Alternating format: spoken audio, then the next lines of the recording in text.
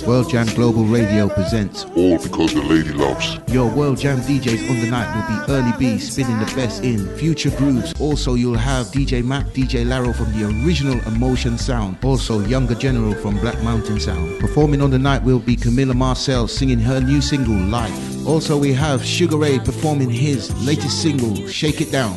There will be loads of giveaways on the night. Also prizes for the best dressed couple, which will be judged by our professional photographer coming from Cool Vibes Studio. Prizes for the best romantic dancing couple on the night. Of course we have our own judges, which will be the Dirty Rubber crew. We'll be checking that out, so look out for that one. On the 14th of February 2018 at the Junction House, 578 Kingston High Road, London, E84AH.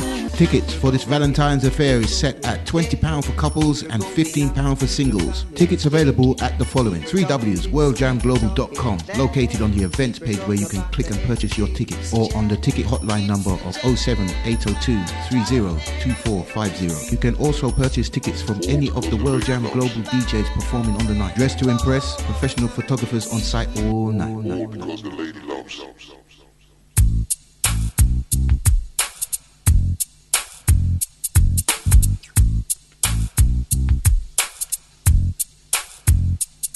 Already did my time. I paid for my crime.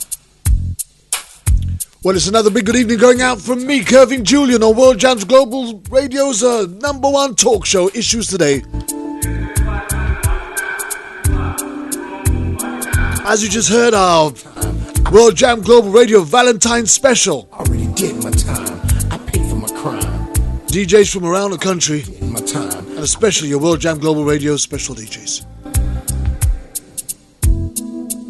While I'm at it, don't forget you can catch me again tomorrow morning with Church Before Church and the Wake Up Everybody Sunday Gospel Show between 8 and 10 Do or die. on World Jam Global Radio. But tonight I was too young and foolish to stay in school. I learned my lesson. you got another edition of Issues Today, and my guest and dear friend George Barwood is with me again. Women. I had girls all over the street. I was getting money like We're looking at another case, nothing's have changed. this time the case of Scott Peterson.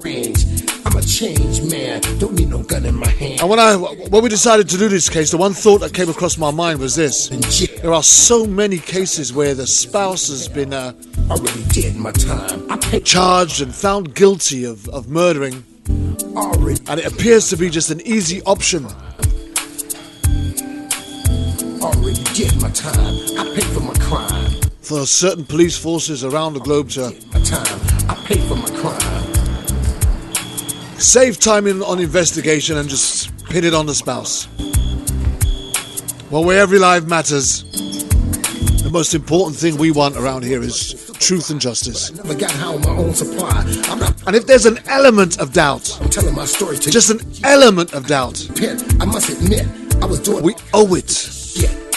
Now sit back. We owe it Since I've gotten to older, the integrity of justice do it again. to investigate My brain was so numb. I was a real and be absolutely sure, chump.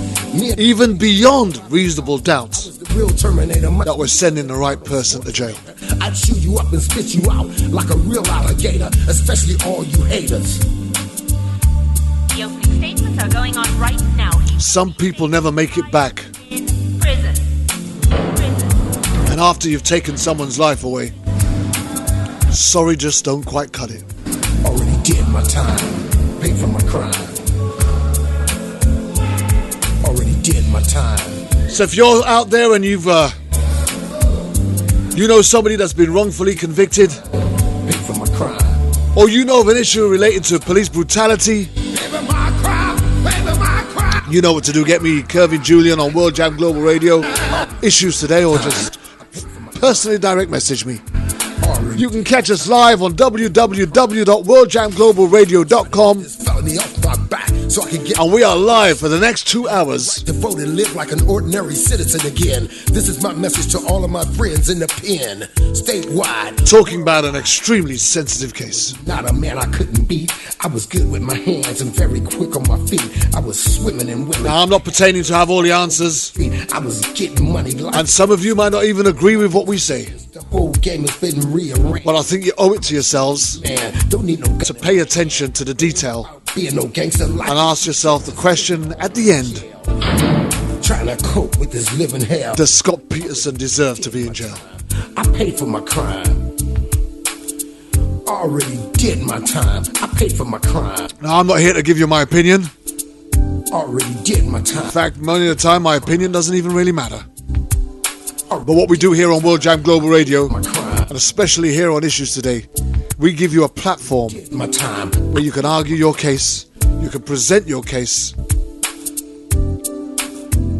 in a very fair and balanced way, But I never got how my without no interruption or interference from local authority governments or police authorities in particular, I was doing all kind of stupid and give people an opportunity to hear the side over since I've gotten older. that's never been told. Do it again. I was young and dumb. My brain was so numb. I was a real Forrest Gump, but I was nobody's chump. Me and Billy the Kid had a lot in common. I was the real Terminator, much meaner than Arnold Schwarzenegger. I'd chew you up and spit you out like a real alligator, especially all you haters. Already did my time. Now, George Barwood being an advocate, Already did my time. campaigner, I paid for my crime.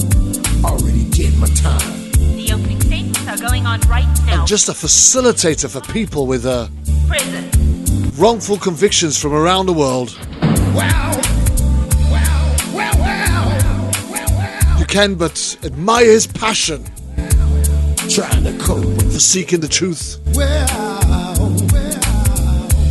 and the time and commitment he puts into each case. this living here. Always prepared to argue for those who don't have much of a voice. In fact, most of the people he represents are spending many a year behind bars for crimes that many people don't think they are guilty of. Already did my time. I paid for my crime. Our Father who art in heaven, hallowed be thy name. Thy kingdom come, thy will be done. Well, in just a few moments from now, we're going to be talking about the case of Scott Peterson. And forgive us our trespasses as we forgive those who trespass against us. And lead us not. Sentenced to life for the murder of his wife For thine is the kingdom, the power, and his unborn child. and ever. Amen. And you will hear testimony that questions the legality of that sentence. All those drive-by killings, stop them. It ain't about So hang tight. It's Kervin Julien on Issues Today he who was out sin, on World Jam Global Radio. stone. I'm trying to get this felony off my back so I can get my life on track and have the right to vote and live like an ordinary citizen again. This is my message to all of my friends in the pen, statewide, worldwide, and put down those knives. Stay locked in, stay logged on, stay tuned in. We've got so much more to come tonight.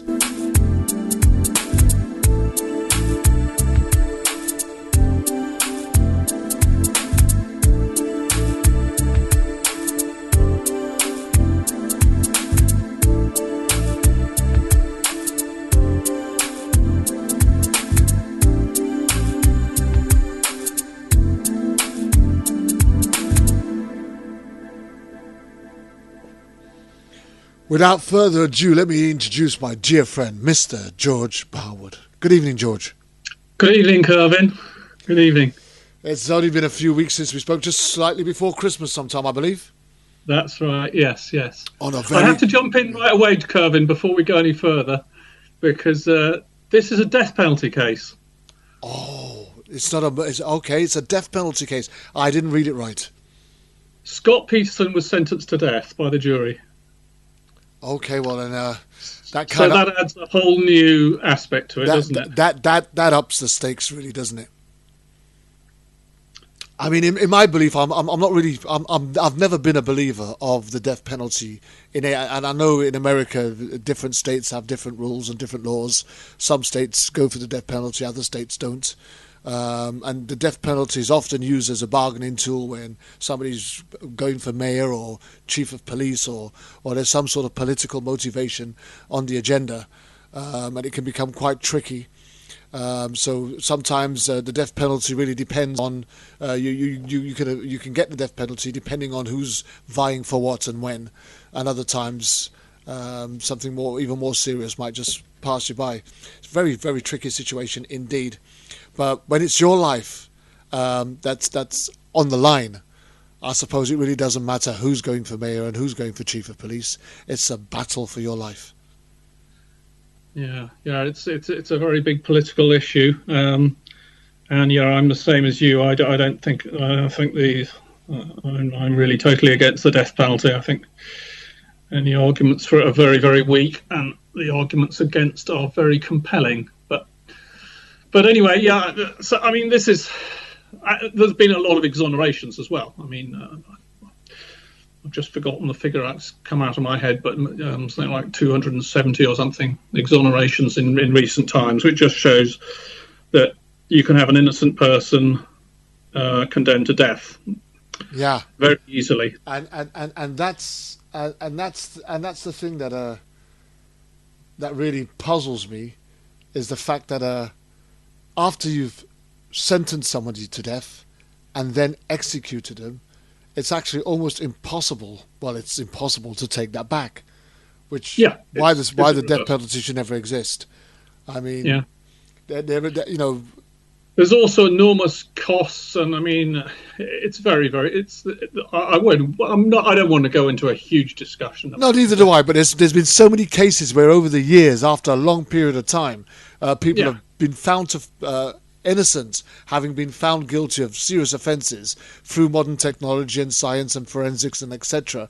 And as these things have been updated, etc., new technology has stepped in. They've been able to prove once and for all that this individual didn't commit the crime. But it's a crying shame when you've already executed that individual or you've put him to death. I mean, I don't have an exact count, but on the site that I've done about wrongful convictions. Which is called the wrongly convicted group. I think we must have at least 20 or 30 cases of people we believe to be innocent on death row. These are current cases who haven't been exonerated. We've also followed cases who they have been exonerated, such as Deborah Milk, who was exonerated quite soon after I started that group. So, these exonerations are happening all the time. I think there were 4 or 5 last year, something like that. Yeah, absolutely, and there was some big ones. I mean, I interviewed Jimmy Dennis on this particular show, and he'd spent 24, 25 years on death row. So we know this happens. Anyway, on with Scott Peterson. Let's talk about Scott. Yeah, I mean, shall I give you a quick rundown? Yeah, Very quick. I mean, you butt in whenever you want. It's a missing person case. That's the first thing to say. His wife went missing. She vanished. And when you have one of these cases where somebody just vanishes into thin air, you get a lot of press attention. I mean, you remember I've forgotten the name of it, but you remember the young child who disappeared? Was it in Spain? Yes, Madeleine McCann. No. Madeleine McCann. Yeah, Madeleine McCann. These missing person cases, they're mysteries. They generate intense speculation. Often it can be unfair. And, I know there was suspicion. People got suspicious about the McCanns. And I know nothing about that case. I'll say that right out now. So I don't have any view on that. But, these cases attract huge media attention. And Scott's pregnant wife, disappeared on 24th of December 2002. And it's just right the day before Christmas. And of course, you've got search parties out looking, you've got media coverage, because you want media coverage, don't you, if you've got a missing person. And then it got crazy, The first thing to say is the media quickly decided that Scott was behaving a bit strangely. And the police did. The very first evening when the police came round, reported his wife missing, or his wife was reported missing, I think, by his in-laws. He's out looking for her, running around with a dog. Police come. He's talking to them. Obviously, they're asking him questions, and they're immediately suspicious. Like you said, the husband is sort of the number one suspect in a case like this. So, they immediately zeroed in on him. And there was a circumstance that probably is why he was convicted, or had played a large part in the public perception, was that he was having an affair, and he lied about it. It was a pretty casual affair, I think we can say. Yeah, I mean, some people, think, well, if he's lied about something, if he's lied to police, because he lied to police about this affair, I believe it's because he was worried if he was frank with them, the search would stop. They would conclude, he already knew, he already knew he was a suspect from right from the start. I think without trying to make excuses for Scott Peterson, very few men just come right out and admit that they've had an affair, even when they're caught. The common behaviour of most men, even when they're caught with their pants down, is to deny it to the very end. So it doesn't come as a surprise that Scott Peterson would try to hide the fact that he'd either cheated on his wife or was having an affair with his wife, and I don't think that's an issue that justifies a thought of guilt. It's part of the case, and what happened really is that part of the case, I think, just totally destroyed him, because his character was destroyed. He just lost the presumption of innocence somewhere along the line, I think. I think all that does in that particular in a court of law is really just burn out your integrity and your believability. There's a lot of prejudice involved. I mean, whether that should even have been admitted, that you could say, the prosecution here would want to argue, well, it's some sort of motive. Yeah. But if I think, if you're a man of the world or a woman of the world, I think we know that a lot of men do cheat on their wives. Even at the highest levels of government, I think we could say. It's a common practice, I think we can all agree on. So, and it doesn't necessarily mean that it doesn't actually mean they don't love their wives. Even it just means that, I think the less said about that, the better. Yeah. But it is a big circumstance in this case, and it came to dominate the media coverage. Yeah. And I mean, he did say some strange things. There's a little bit more of a twist to it, because he'd actually told. He hadn't been honest about being married, so he was lying about being married, okay? And he got slightly caught out because someone discovered he was married, and at that point he sort of doubled down and said, I lost my wife. This was some time of a week or 2 or 3 weeks or whatever before his wife actually disappeared. So, right. So in the popular perception, he was somehow predicting that he was going to murder his wife, because he made this excuse. So this is kind of, people can't get past this. So that was a circumstance in this case, but actually, it's got a perfectly innocent explanation if you really get your head around it.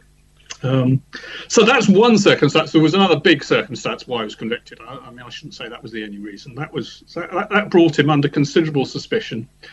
But okay, so his wife goes missing. The police come around. They're talking to him, and obviously, the first thing they do is they say, what did you do today? What were you doing?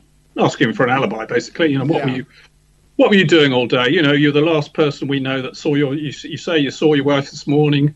You left. So he told them what he did. He said he left at a certain time, shortly after, I can't remember the timeline, shortly after 9 o'clock, I think it was. He went off to his warehouse, and then he hung around doing a few things there. And then he had just bought a boat, and he took his boat and he went off to Berkeley Marina, which was quite a long drive away. I forget how far, 90 minutes or something, I think. This is in Modesto, California, just to set the scene. So he drives out to Berkeley Marina. He tries out his boat. He goes out on the bay for about an hour. He visits an island out on the bay and comes back, returns home and finds his wife's gone. Okay, so that's the story he told them. So, that's his alibi, if you like. That's what he was doing. Now, what happened is several months later in April, so what's that? I think it's April. Yeah, April. About April the 24th, I think it was. I can't remember exactly. Lo and behold, his wife's body is found washed up near Berkeley Marina. And also the body of his unborn son. I'm just trying to remember which was first, which is quite important. Let me ask one question while we're on that subject. Yeah. Was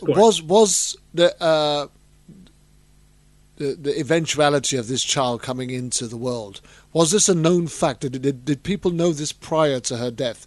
I mean, was this something that they were... She was heavily pregnant. Yeah. She had about a month to go or so. So everybody knew that she was pregnant, and everybody who knew them knew that they had an intended baby. Yeah, they were getting a room ready for the baby, all beautiful. It was a perfect couple, a perfect American dream couple. No signs of domestic violence. Everyone thought they were the ideal American family.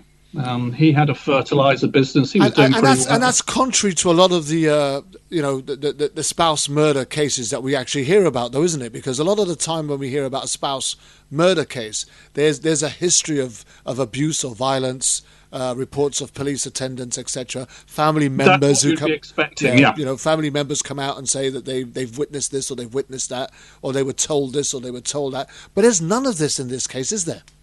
No, none. Absolutely nothing. And that's the one thing that I found truly remarkable, was that nobody actually came out and said that there was any form of... No, he never even raised his voice to her. It was that type of marriage. So then you'd have to ask yourself, right, on a marriage that had no real confrontational, aggressive arguments, how would anybody now all of a sudden want to put him in the frame of being a murderer?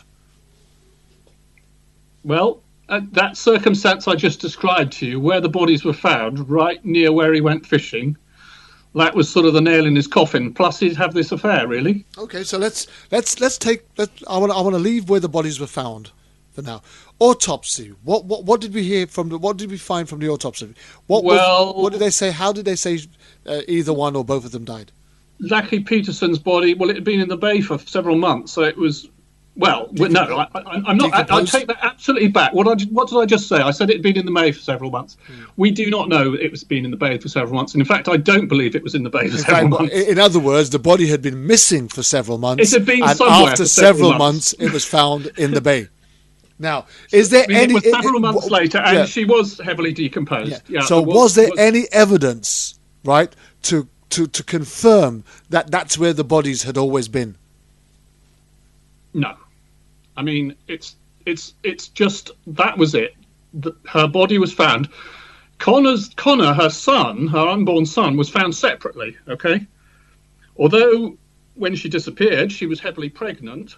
Okay, Connor was unborn, her son, and there's an extraordinary circumstance which, most people just say, oh, it doesn't mean anything, but Connor was actually found above the high tide mark. Just think about that. Okay. So there's a huge mystery about this case. The prosecution tried to explain how a body could be washed up above the high tide mark. It doesn't add up. No. Okay. So that's the first clue, it's one clue at any rate. There's something very, very odd going on here. Okay. I mean, there was another circumstance. He had twine tied around his body. You need to see a photo to understand. It was almost like it was a neat sort of package, several knots and looped around his neck and tied in a bow. So that was another very strange circumstance. Why would he have this apparently human-tied twine around his body? I need to tell you the prosecution theory at some point. Okay. So the prosecution theory, I described what Scott told the police. He took his boat out, he did a little bit of fishing, he wanted to try his new boat. That's what he says. The prosecution theory is that, he took his he murdered his wife early in the morning or sometime. He took her to the warehouse. He put the body in the boat. He took the boat to the marina. He took the boat in the bay and dumped the body over the side. That's what they say happened. Okay, so, and that would seem to explain. Okay, so the bodies appear on the shore of the bay a few months later. That kind of adds up, doesn't it? Sort of, you can kind of make a case there. That's what's happened. But it's not quite that simple. I mean, when you first think about, it's obviously him. It's him. Nobody doubted it. He was totally guilty. And there was a total media storm. I mean,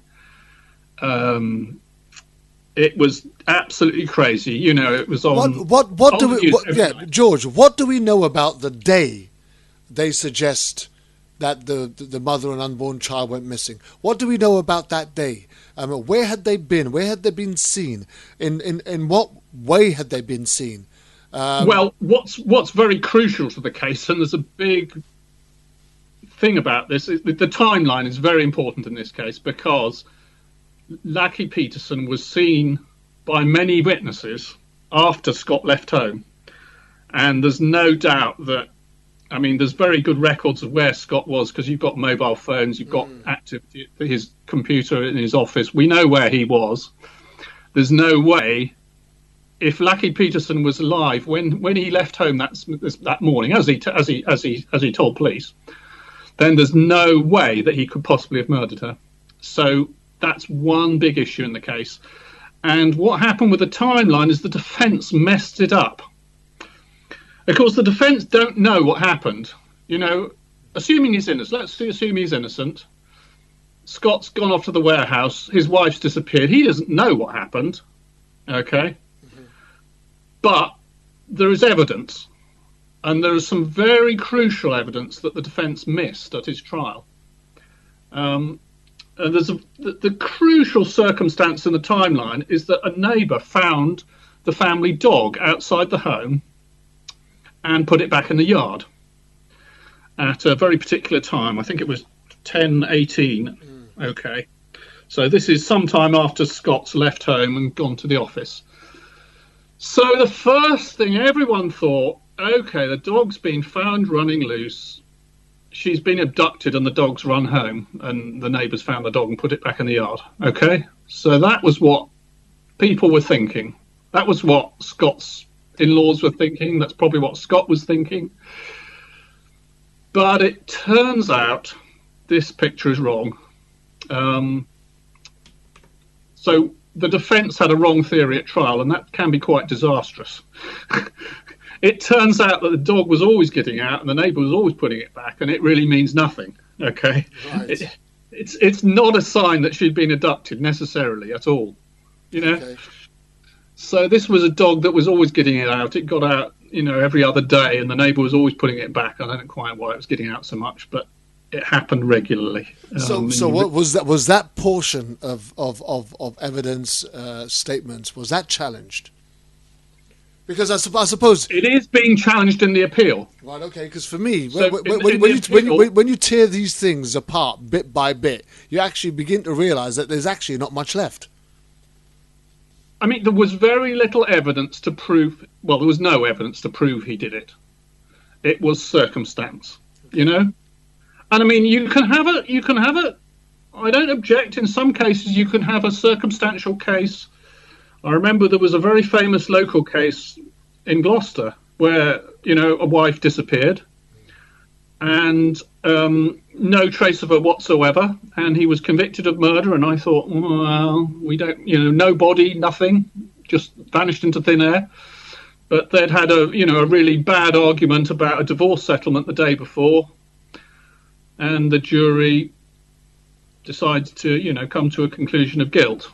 And I'm trying to remember the name of the case, but anyway, in the end, about a year or two later, he did actually confess. But we don't have the death sentence in Gloucestershire. No. And yeah, I mean, that was a powerful circumstantial case, and there was a motive. So That's the difference in this case. The motive isn't really there. So I would imagine at the very beginning, there was the defence tried to display a portrait of a man who was madly in love with his wife, right? Who would have never killed her. Well, yeah, that's difficult to do if he's just had an affair, isn't it? Yeah. But I'm getting to that point. The point I'm trying to make is that's probably how they wanted to present him as a loving husband, a loyal husband, a dutiful husband. I'm sure that's how he wanted to present himself. Yes. Yeah. And again, so just going back to one of the comments from one of our guests and followers who says that she followed the story like a kid chasing M&Ms, and he lost her when he had sex with the hooker. I just didn't see the love for his wife.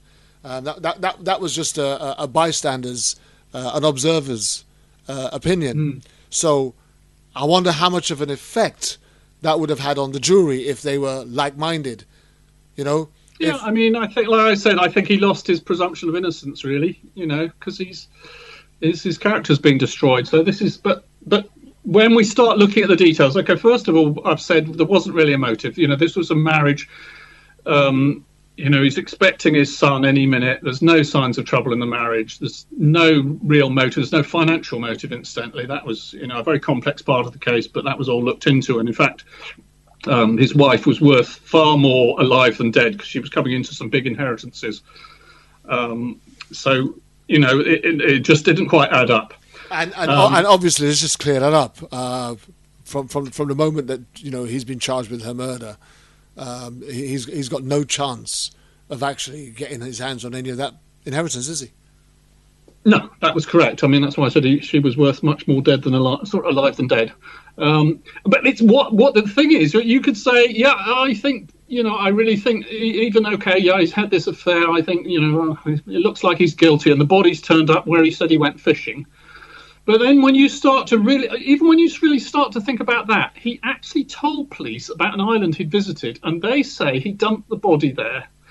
Now, it's very odd for someone who's just murdered his wife and dumped the body somewhere to tell the police just where he's dumped the body. Wouldn't you agree with that?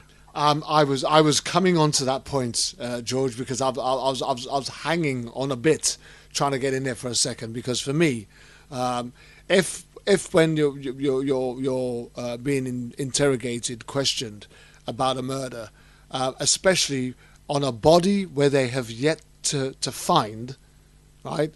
So I turn around and I say, well, I went fishing in this particular place. I'm actually giving them an opportunity. They have a reason to go and search that area. So how long after he made it known that that's where he was fishing, how long after were the bodies found? 4 months. Right. So in the 4 months prior to him telling them, they were searching and searching and searching every day. And they hadn't found it. And they could not find this body. It was meant to be in quite shallow water, and they were searching and searching with side-scan sonar, search dogs, canine, cadaver dogs, the works. And was there any testimony for the defence, in as much as to contest how far that body could have and should have travelled in that 4 months had it been dumped 4 months prior to them finding it? Well, I haven't come on to that part of the prosecution case. The prosecution case, I mean, the body was found close by. So the prosecution case is that he must have weighted the body down for a start. Right. They say he weighted the body down with 4 concrete anchors. And that's another big point, because these 4 concrete anchors were never found. I mean, there was another reason they said he did that is because the body, when it was found, it was missing the head and 4 extremities, chopped off. It was missing extremities, arms, legs, and the head. So this is all very, very mysterious and strange. But they say that it's sort of because the way it was weighted down, that was the way it sort of decomposed. But it still wouldn't have taken them 4 months to find it, no matter what he weighed it down with. They have frogmen and all that sort of stuff. They go down with scuba diving gear and they can see the bottom of the sea with this sonar stuff. Right, so that's absolutely ridiculous for them to try and imply that could have been down there for 4 months without them finding it. I mean, that would make them a pretty crap-looking rescue team. People will believe team. anything. If they want to believe someone's guilty, they'll believe anything. I get all that, but then it makes their investigation looks pretty crappy indeed. And I mean, even after, the remains turned up, those concrete weights should still have been there if they ever existed, and the missing body parts. Yeah. And still, they carried on searching. They searched a total of 51 days. I don't know how much was before. While they were searching for those 4 months, was he in custody? Had he been charged? Or No. He was arrested once the remains turned up on the. So up until then, right? He hadn't been charged. He was a free man. He hadn't been charged. He was a free man. They had no real forensic evidence on him. There was just one thing they had. In this 4 months, how was he living? What was he doing? Well, he was being hounded by the press. Okay. It was like, you can imagine, everyone thought he was guilty even before these bodies were found. Even before the bodies turned up. Everyone had decided he was guilty because he'd lied about this affair with that he'd had. And they just didn't like him. They didn't like, he was sort of cold. He didn't show, he wasn't sort of grief-stricken. He was quite cold when he was seen on TV cameras. He just didn't, he rubbed people up the wrong way. He wasn't photogenic then? Yeah, he didn't express very much emotion. No, I've seen several pictures of him, and he just doesn't look like the type of guy that does these public things well. But we can't send everybody to prison because they're not good at public appearances. People thought his demeanour was suspicious, or whatever you want to call it. And I mean, they had practically nothing to time them to it. What they did have at the trial, they had one thing to try and prove sort of some kind of pseudoscience that he did it. Is they had this scent dog, who they claimed detected Lackey's scent where the boat was launched. Okay. Mm-hmm. So they had this tracker dog there 3 or 4 days later, but that was totally unreliable. All it did, it alerted. It didn't follow a trail. It didn't follow him there. It didn't follow him from A to B or anything like that. It just, barked or whatever they do to say, oh, look, I've detected a scent here. And, they've now got experts to say this is just totally unreliable. It just shouldn't have even have been admitted as evidence. And I think the defence messed up a bit on trying to keep that out because this was dog. I mean, you can't really cross-examine a dog for one thing. And it wasn't reliable evidence. It was, pseudoscience, whatever you want to call it. Apart from that, it was stupid things like when the police came to talk to Scott in the evening, he told them to put something on the dining room table so they didn't scratch it or something. And he was annoyed when they bumped his wife's car or something. It was just. At one stage, I think he got a bit angry when they were questioning him about something because he couldn't remember. They said, what type of fish were you trying to catch? And he said, it just went out of his mind. Imagine your wife's just gone missing and somebody's asking you which fish you're trying to catch and you've forgotten the bloody name of the thing. I think he was actually trying to catch sturgeon, and he wasn't much of a fisherman either, so he wasn't actually going to catch any sturgeon because he had the wrong fishing equipment or something. But, they'll try to make something out of anything, won't they?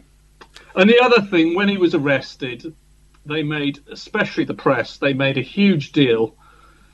He was actually just meeting his family to play golf, but in all the papers it said, he was about to flee to Mexico because he wasn't very far from the Mexico border. His family was down in San Diego, in Southern California. Yeah. And when he was arrested, he had a load of different funny things in his car because, he was living out of his car, really, because he'd been hounded out of his house, basically. So he was living out of his car and he had some camping equipment and he had a load of other things, which everyone says is sort of some kind of suspicion. He had a lot of cash on him, but there was, that was all accounted for in the end. But, the press will put out this story and everyone says, oh, that's really suspicious. He had all this cash on him. He had this camping equipment. He's going to flee to Mexico, when they were, they portrayed it in the press. Mm-hmm. They also turned his in-laws against him. I mean, once this mistress came forward, that certainly helped. And they lied to the in-laws. They said Scott had just taken out a life insurance policy, after the baby was, on its way or something in recent months, and it was just a total lie. To try and sort of, make out some kind of a motive to put the blame on him. So it's the whole case is all about twisting little things. There's silly things like he'd put a bit of furniture in the baby's room, a couple of weeks afterwards because he was short of storage space, or he'd sold her car because the police had his truck and he needed. It's all this. There's loads and loads of this. It goes on for absolute page after page. They absolutely tried to make something suspicious out of hundreds of different things, none of which really mean anything. Or he used he used the baby's room as a storage room. I mean, once his wife was missing, and he did various things, wrong in the eyes of the press, which all helped obviously to convict him by the time he was convicted. Yeah, he didn't react the way they wanted him to react. Okay, well, our viewers who are watching would have seen me fidgeting around. Let me just explain very quickly. I had lost power to some of my gadgets, and I was quickly trying to fix some cable and wires while you were talking. So if you're wondering why my head was bopping left and right and I was bending down, but it's all done now. I've got my power back, and I'm all good. Anyhow. So now you okay to go on, Kervin? I mean, no, absolutely. I'm absolutely fine to go on. I talked a little bit about how he was convicted, and I just want to go back to a couple of things. There is new evidence that could suggest that he was innocent. Now, I just wanted to raise a couple of points that I've just been picking out on that. And on one of it's about his disappearance, and it says Lackey Peterson disappeared at some point between 8:30 p.m. on December the 23rd, 2002, and 10:15 a.m. on December the 24th. And her half-sister Amy was at the house on the evening of the 23rd and cut Scott's hair. And later that evening, Lackey spoke to her mother Sharon on the phone. So that they're talking about. So although they're saying between 8:30 and 10:15 a.m., there's still part of that night where they're saying that, A, her half-sister was there, and B, she'd also later that night, which I would imagine meant after that 8:30 timeline that they're talking about, she spoke to her mother. And that was the last that anyone had heard from her. And the next morning, a neighbour found the dog roaming the neighbourhood, returned her to the yard, and Scott had been gone on a fishing trip during that day. Now, that's the timeline that we were talking about initially, where the neighbour found the dog and brought the dog back. But that was a regular thing, as you said, that had often happened. The dog gets itself out, and the neighbour brings it back. And the fact that Scott had gone fishing. Now, I just wanted to ask a couple of questions, and I'm not sure whether you know the answers to these or not. So forgive me. Right. So, was Scott a regular fisherman? Did he often go out fishing for the day? He had been fishing before. Yeah, I mean, in fact, his very first. He actually took Lackey, his wife, on some fishing trip. I don't think it went too well, but sort of, I don't know, I've forgotten when it was, around time they were married or something. I think it was maybe a honeymoon trip or something. So, yeah, he was a boating, fishing. He also played golf a lot, He was a sort of outdoors person in the recreational way. So, okay, the answer is yes. Okay, so and then I'm just going to try and go through some of these points because they do raise some I believe he'd owned boats before as well. some interesting questions. I mean, as far as the next point is concerned, it says he returned home on December the 24th to discover that his wife was not at home and that her car was still parked on the driveway and her purse and her keys were still in the house. Right? That's right. Now, if he had murdered her, right, why would he leave her the things that she would need to get herself away from that place where he can detach himself from? Why would he leave that sort of evidence behind so that, you know what I mean, the finger pointed closely, more closer at him than anyone else? It would. I mean, when you think about it, there's another big circumstance which is very odd. I mean, the prosecution case is he let the dog loose to make it look like she'd been abducted, okay? But then the problem is he goes to the warehouse, okay? They say he's got his body in his truck and then in his boat. And when he got to the warehouse, what did he do? He spent at least half an hour to 3/4 of an hour assembling a woodworking tool. When he's got his wife of his body in his boat or his truck, and he's let the dog loose so that anyone could suddenly miss her, ring her up, where's Lackey? And then he's going to drive an hour and a half. He's got an hour and a half drive. You know, this is meant to be, I mean, this is all meant to be a very carefully planned murder, according to the prosecution. This is absolutely premeditated murder because they're saying he's already made these concrete weights to weigh her body down. So their case is, you know, and their case is that he bought the boat specially for this whole involved plan. And I mean, for one thing, you know, planned murders are pretty rare. You know, when you've got a murder like this, it's normally, you know, things just boil over. You know, they have a violent argument. You know, that's a typical case. You know, this extreme kind of planning makes it less likely as well, in my view. You know. Well, absolutely, because if he'd have planned it that well, the day before he went fishing, he wouldn't have messed around. He would no way. When you think about human behaviour, if you've got the body of your wife in your possession, you're not going to stick around messing around for half an hour, fiddling around doing email, assembling a woodworking tool, looking up instructions on the internet, you know, doing... That didn't make sense. And there's other stuff. There's all sorts of things he would have had to staged at home. There's all sorts of things that show Lackey Peterson was alive this morning. Like there was activity on the computer looking for umbrellas and things that she would have done. And, you know, there's a heap of evidence that you could say, yes, it's just possible he's a really, really, really clever murderer, that he's sort of simulating she's being alive. But real murders, I don't think that's like murder fantasy, you know. You get a feeling from a normal case of murder, and it just is not quite that clever or complicated. And the other thing is he didn't wash his boat or his car or anything, and they're saying he's somehow got this body in all these different places, and there's been no, the police have looked at with an absolute microscope, and they've found no trace that she was in that boat or in the truck or anywhere. They've got no confirmation of this murder theory at all. There's no forensic evidence.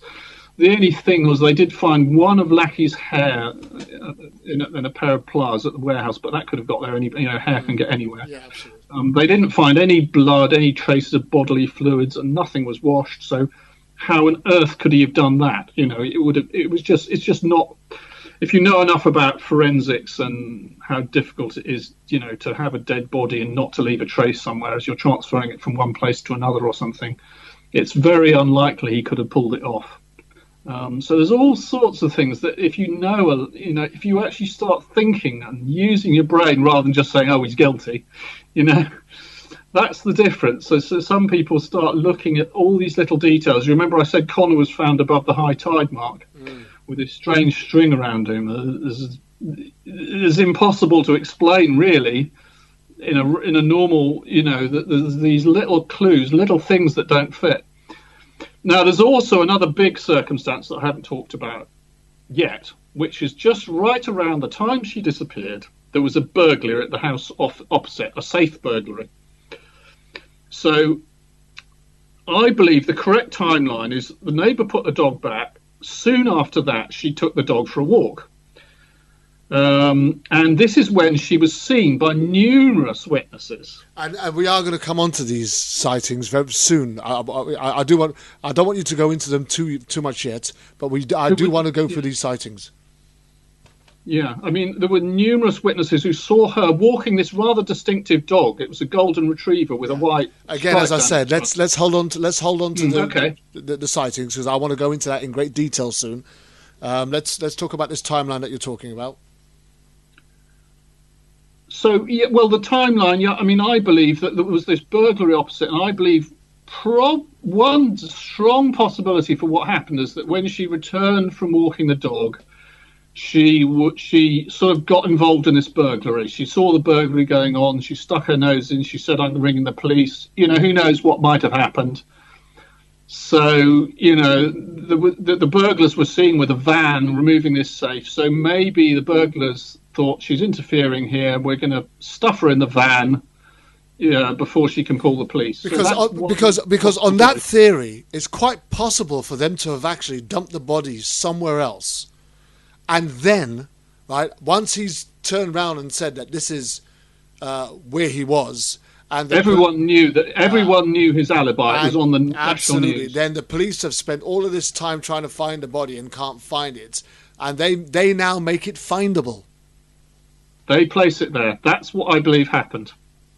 You know. So, in other words, he was sort of framed, and that's very believable. If it was presented as a defence. Some people will refuse to believe that as a sort of possibility, though. And I can tell, by the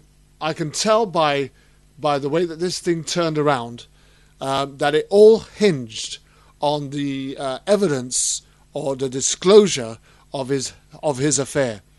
Because up until that point, even the family, Lackey's family, was insistent. They were all supporting him, up to then. That he was innocent. The police were reported to have been. They were suspicious. The police suspicious of him from the get-go, but held back their suspicions and their investigations into him because of the family's insistence that he was innocent. So well did they obviously know him and get on with him as a family. So it's only everything changed. It was this affair was pivotal in the mind-changing of the jury, of the family, and of everybody else that was following the case. It was pivotal. It was the media circus that was absolutely when the affair came out. And everyone thought he was guilty. And the depth on which he lied to her, the woman he was having the affair with, about him not having a wife, him being single, him losing his wife and spending Christmas alone for the first time, and that kind of thing. So obviously he was intending to have a long-term affair with this woman. It wasn't a one-night fling. Yeah, I wouldn't say exactly he was intending it to go on, because actually when he met her, he was actually making excuses. He was already lying to her immediately he met her to explain why he couldn't be with her at holidays. I understand that, but he couldn't be with her at holidays because he was married, and that would be why he'd have to cover it up. But I've got to be honest and fair here. I don't believe, from what I'm seeing, I believe that there's a case that he's innocent, obviously.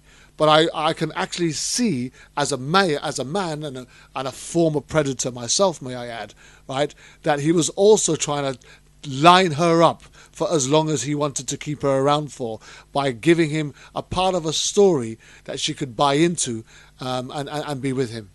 Yeah, okay, yeah. But, I mean, the point was he was never going to be marrying this Amber. I don't think for 1 minute he was planning to leave his wife.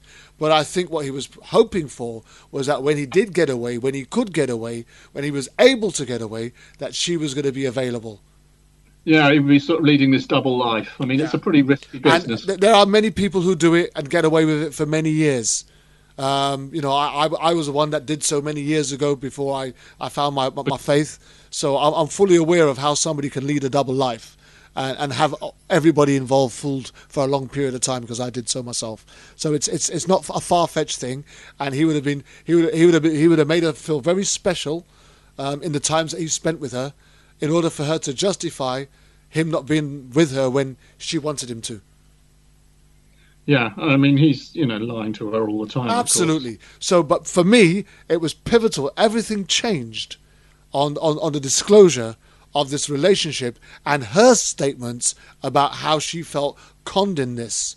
Because now the public are looking at a dead wife and a hurting woman who's been lied to, who thought she was in a relationship, when in fact what she actually was the mistress and the other woman. That's right. Right.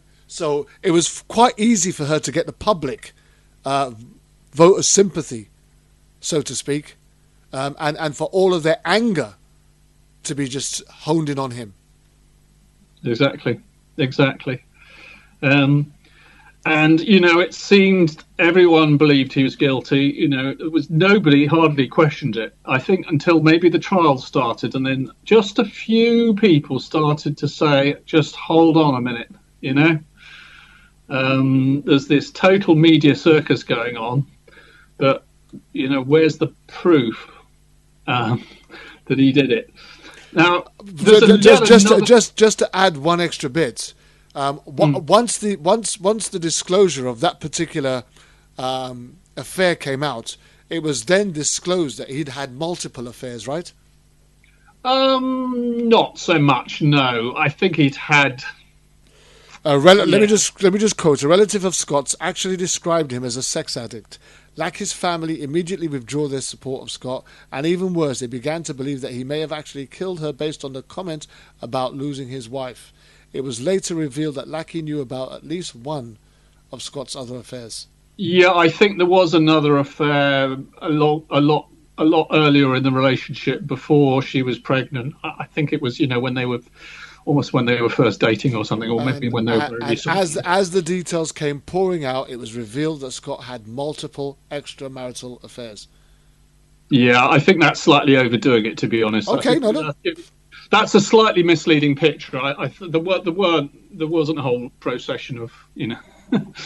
I think there was one other affair, which is quite a lot earlier. I forget the exact. Let me just come in there and say this: him having extramarital affairs and him being a sex addict and you know, him being cheating on his wife doesn't necessarily convince me that he's a murderer. It shouldn't do. Absolutely not. Not when you look at it objectively. No. You know, when you look at it at an emotional level, yes, he's a dirty, rotten, lying husband. Yes, you know? a bad fella, but evil enough to want to kill his wife. Not if you know a bit about the world. No. So let's continue looking at this. Yeah, so we were going to look at the Lackey sightings. The point is, that I believe the correct timeline is the neighbour puts the dog back, Lackey goes out and walks the dog.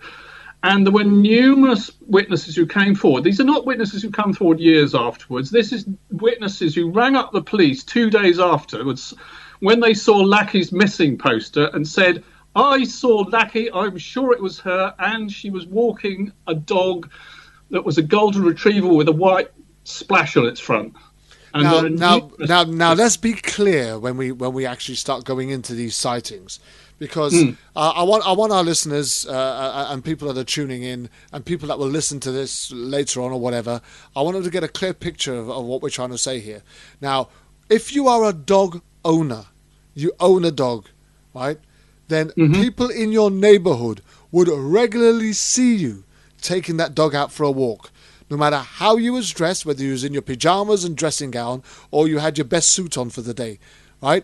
If you are in that neighborhood and you have a dog that you took out for walks, people would they would in fact they would know it was you because of the dog, even if they didn't know it was you. And as soon as they saw the dog, because it would be your dog, they would know it was you. And so I think that was the case with at least some of the witnesses. Yeah. So therefore, when somebody in the neighbourhood says that they saw her with the dog, it would have been somebody that, in my opinion, my humble opinion, would have probably seen her walk that dog many times before. They weren't all of that nature. There was somebody who was working at a hospital, I think, which sort of overlooked the place that she could have been walking, overlooked the area she could have been walking, and she described, you know, she said she was sure it was Lackey Peterson she saw, and it was this golden retriever with the white mark down the front. Right. And what they did, of course, is the police looked around to see if there was any other woman who could possibly have matched that description, and they couldn't find anyone. You know, they were either not pregnant or they didn't have a dog, or, you know, or there was some major mismatch. There was nobody that could possibly have been mistaken for Lackey Peterson. The police actually called all these witnesses, dog owners. That's one thing I should say about this trial. It was a huge, long trial. There were 175 prosecution witnesses. Wow. Can you imagine? No. Can you even imagine a trial like that? That's a lot of witnesses, prosecution witnesses. Now, how many witnesses did they have for the defence? Oh, not too many. Maybe a dozen. I'm not sure the exact amount. Not a great number. Going back to these sightings, there were 3 or 4, possibly more, absolutely spot-on positive sightings where people were absolutely adamant that the person they saw was Lackey. And I think it was about. I mean, obviously they're all of different certainties, you know. So some of them were more sure than others, but certainly at least one was absolutely sure. And you know, she reported it spontaneously to the police. And the trouble was the police didn't follow up, right? You know, properly. And they also, you remember I mentioned this burglary opposite. Mm-hmm. When they called the burglars in, the burglars said, "Oh no, Lackey disappeared on the 24th." First of all, the burglars said it was on the 27th, which was untrue because the owners had already returned home the previous day. And so the burglars then said, "Oh, I'm sorry, it was on the 26th, and we had nothing to do with the women that disappeared." Okay, mm-hmm. But they were acting really suspicious, these burglars, and I tell you what, they didn't even ask them for an alibi for the 24th. Wow! Can you imagine? No, I can't, because that sounds like they didn't want to ask. You've got a suspect for a major crime. What do? You ask them for their alibi. What were you doing on the morning of the 24th of December? That's the first question. And then you go and check it out. It's the first question. It's the first thing that you'd ask. In order to be able to eliminate them from the proceedings, you'd have to... So what the police did, they said, "Oh, okay, you saying it's on the 26th. Okay, fine, it was on the 26th. No problem, you can go home now." You can go home now. And there was a witness who saw them loading the safe on the 24th outside this house. There was a witness. Diane Jackson saw the burglary taking place, them removing the safe, putting it in a van. Okay, and she rang up the police and said, "You know, the safe burglary was on the 24th. I saw it. You know." So they believe these burglars, but they don't believe the neighbours. This woman's nothing to do with me. And also on the 26th, there was already a media storm outside the house because Lackey had disappeared. So they're saying this safe burglary was going on while there was this big circus taking place outside the house.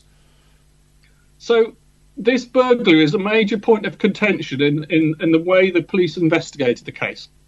Okay. They didn't do a fair investigation. You know, They decided it was Scott. And anything that made it look like it might have been something else, they were going to, not investigate, really. Yeah. Not investigate the sightings of Lackey, not investigate these burglars to try and, not properly. So, I mean, it's easy with hindsight. Of course, this was a massive investigation, and that was a problem for the defence, that there was huge amounts of discovery, documents, police reports. You're talking hundreds of thousands of pages. I don't even know what it goes on to, but and then there was another very important needle in the haystack that the police missed. It was what the postman saw. Postmen, they were good witnesses, aren't they? Oh, absolutely. So it turns out, okay, we've got this picture. The neighbours put the dog back. Okay. Next thing that we know, the postman calls round and... Okay, the neighbour puts the dog back. She closes the gate, doesn't she? Yep. Okay, put your dog back, closes the gate. Okay, postman comes around 10 minutes, 15 minutes later. The gate's open and the dog doesn't bark at him like it always does. The dog's gone. So what's happened? I don't know. What's happened? She's taken the dog for a walk. That's the only thing that could have happened. So she must have been in. So, the timeline is crashed again. And the other thing is, the witnesses saw her walking the dog after the dog was put back. But this is what the defence got all wrong at trial. They were saying she was already abducted when the dog was put back. So the reason they didn't call the witnesses and saw their dog back, put the dog back, is because the times weren't right. But they weren't just, instead of following the evidence, they were following their prejudice. And this was the defence team as well.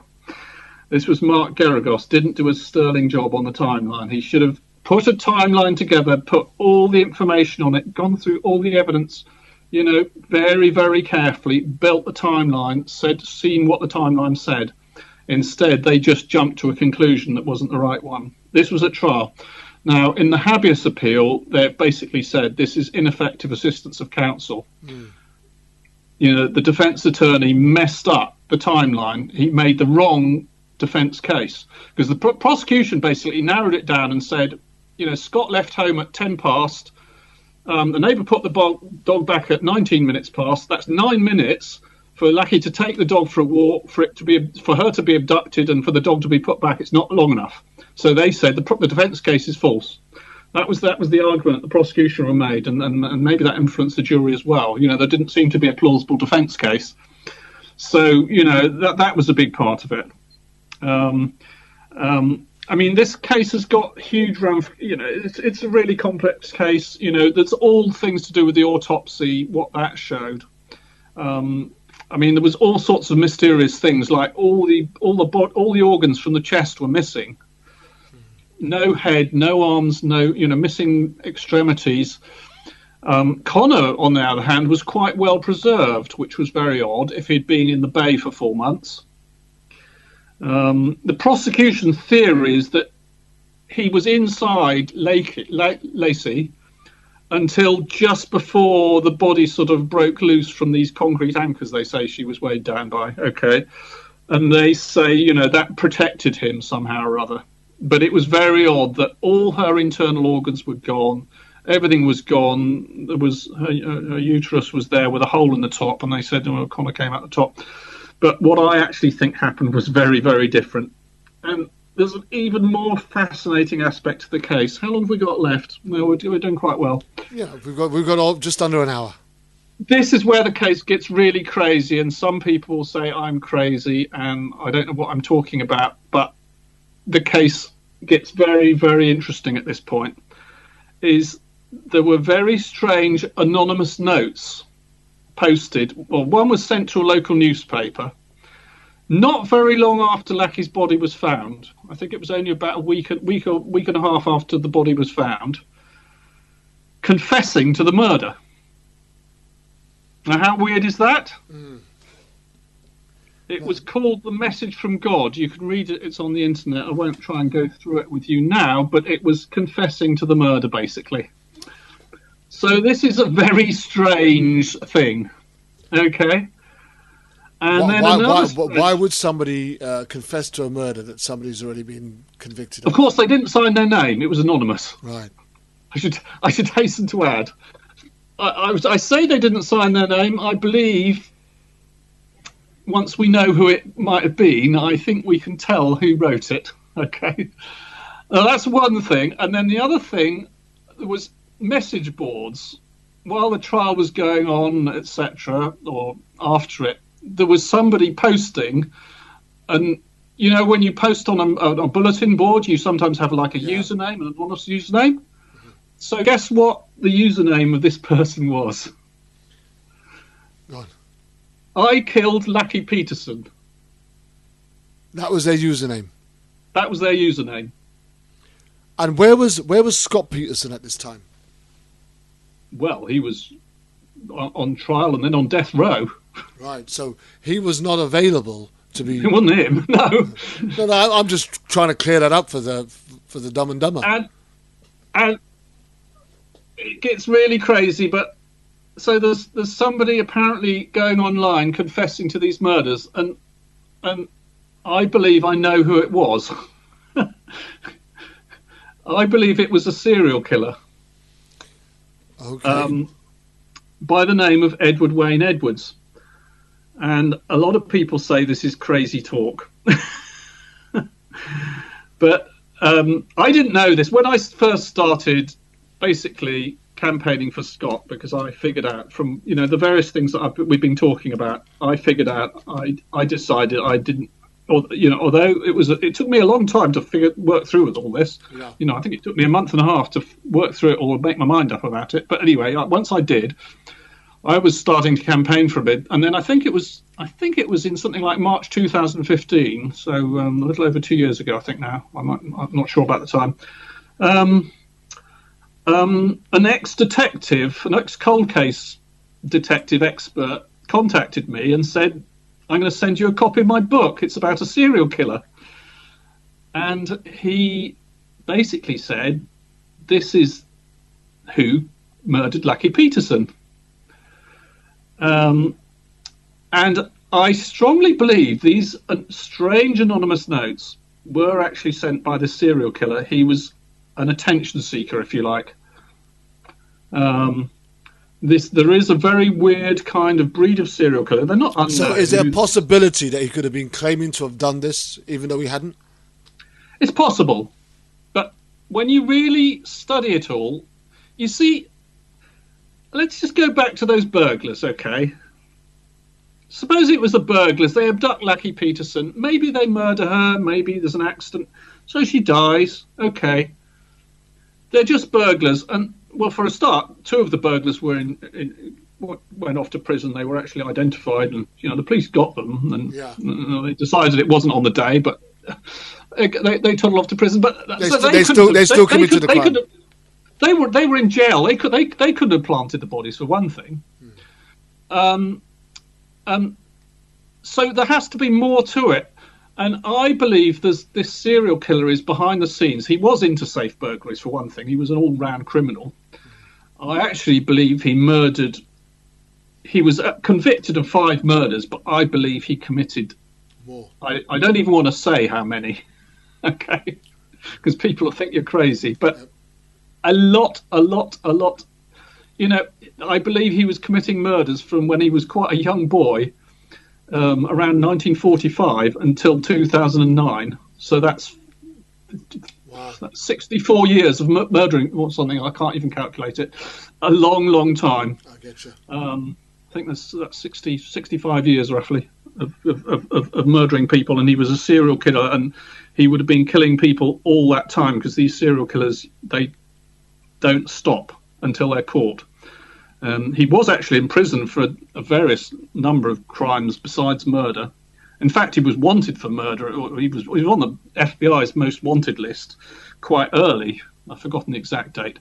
So there's a huge backstory of this serial killer who apparently confessed the killing.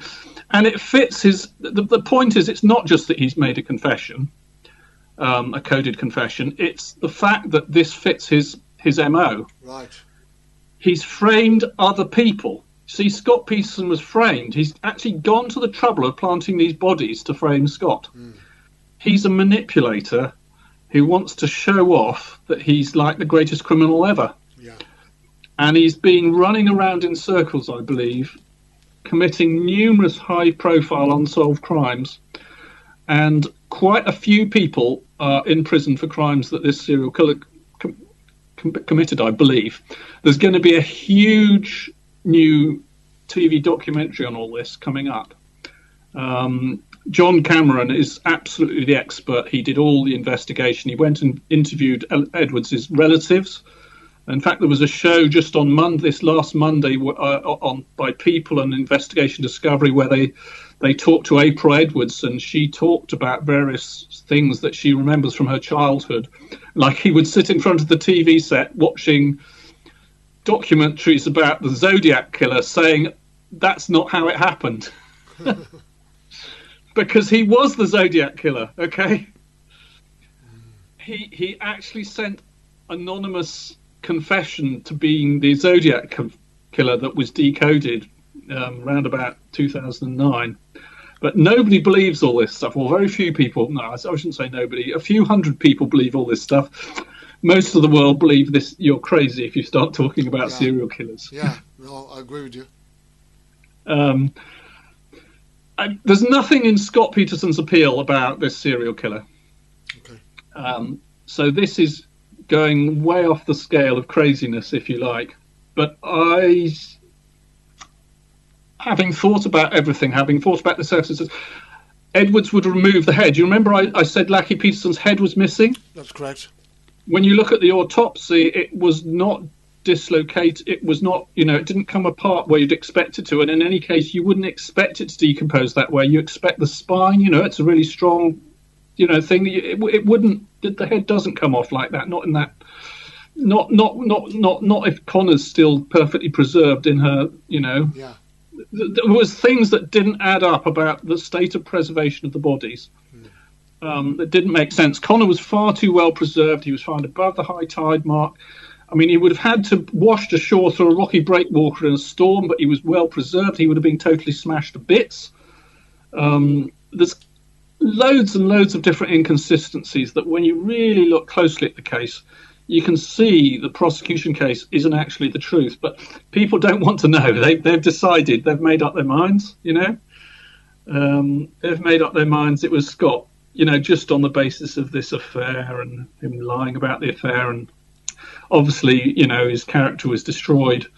And this slightly convoluted, I'm sure the people who planted the body, and I believe it was this serial killer who was pulling the strings here, I'm sure they'd figured it all out. The police are going to say, they made it so the police could make a case against Scott Peterson. He was cunning. He was thinking things through. As soon as he knew, he was a master of psychology. He knew once that body was found, the media uproar would be so great that Scott Peterson would have to be arrested. And when it came to a trial, he would stand very little chance because there were people cheering outside the courthouse. It was pandemonium, I mean, I just want to come back to a couple of things. Just bear with me a minute. Absolutely. George. I want to come back to two things. I want to come back to the finding of the body of Connor and then Lackey's. So I'll get you to respond after I've said what I've had to say here. So Connor's body was found very close to where Scott had launched his boat at the time that the bodies had gone missing, on the 24th, when he'd gone out fishing, right? Yes. And I find it very difficult to believe that 4 months later a body can resurface in almost the very same area that it was sent down in, so to speak. And secondly, I want to point out that Lackey's body was washed ashore the day after Connor's body was found. Right. Well, it was found, yeah. It was discovered. Yeah, it was discovered the day after, so it washed up to shore, right? And she had, I think it was, both her forearms were missing. The lower part of one of her legs was missing. Her head was decapitated. Now, and they couldn't prove, the autopsy could not determine the cause of death or anything else. Now, bearing in mind, right, that they were supposed to have gone missing on either the 23rd, between the 23rd and the 24th, and for 4 months or so the body couldn't have been found. There would have been no point in cutting off the limbs of Lackey, because there was already a timeline for when she went missing and would have been killed. And not being able to prove that that's when it was or that's when it wasn't was totally irrelevant to Scott Peterson's case. It wouldn't help him in the slightest. In fact, being able to prove that she died at that time would probably be more favourable for him. So I'm not sure if I quite get your point. Well, my point, if his alibi was he went fishing, it would have been better for him to have been able, for it to have been proven that that's about the time that she died, as opposed to 4 months later when you couldn't prove it at all, because it just, if we're talking about a perfectly planned or a planned murder, right, which is what the prosecution are trying to get you to believe. Now, what I'm trying to say is how Lackey was found would not have helped Scott in any way, shape or form if he had did it. He wouldn't have done himself any favours by, decapitating the body, because I don't believe for 1 minute that the body lost its limbs in transit. No, I mean, the prosecution case is sort of, it was weighed down by these 4 concrete anchors, although they didn't really explain why. So 2 forearms are missing. The they're legs saying are missing. Due to the anchors, the sort of, the anchors kind of dismembered the body. That's their argument. That's their theory. And they're not saying Scott Peterson dismembered the body before he dumped it over the side. Okay, then that's fine. But for me, then I can't see how the body being anchored could have eroded the body so much, so to speak, that its limbs would have just... I mean, I think you're basically right, but these arguments are very sort of subjective, aren't they? They are. Well, I can't prove that I'm right either. You can't say that. There is one other important thing, was that when Connor was found, you can measure the bones of a baby. Yeah. Okay, this is forensic business, and from that you can do calculations about his age when he died. Okay. Now, what happened at trial? They did those calculations wrong, and they did the calculations wrong, and they managed to make out that he could just about have died on December the 24th. But it turns out when you do the calculations correctly, he didn't die then. He lived, I think, until January the 3rd, approximately. So that's what that's telling us, is Lackey was abducted and lived for at least a week or so. Okay, so that's some other crucial evidence that was really wrong at the trial, that should have really, cast a lot of doubt. But once again, it really seems that they got so much wrong on this trial. Yeah, I mean, it was a mess. The investigation, I mean, it was because... what it's like when the police have got one theory and they want to follow that up and they dig their heels in and their careers are at stake and the media attention is on, they're going to be very reluctant to start suddenly going in another direction, and to be, it's a very funny, situation, but police and prosecutors, once they're sort of set on a course, they don't like to change direction and be really totally honest. It was just that they didn't help the defence one bit. They didn't investigate alternate theories. It's tunnel vision as usual. I'd like to say a few more things. Yeah, go ahead. About what's happened since then. Okay, this was way back in December 2002. He was convicted, I've forgotten exactly when, 2003, 2004. And there's all sorts of issues with the jury. There were jurors being chucked off the jury if they weren't, if they were on the side of the defence, then they were getting sort of ejected one way or another out of the jury. And this was even in the deliberations. The jury foreman at one point basically just felt the pressure, approached the judge and sort of said, I don't know if I can give a fair verdict. I don't know whether I want the popular verdict, the justice verdict, the verdict.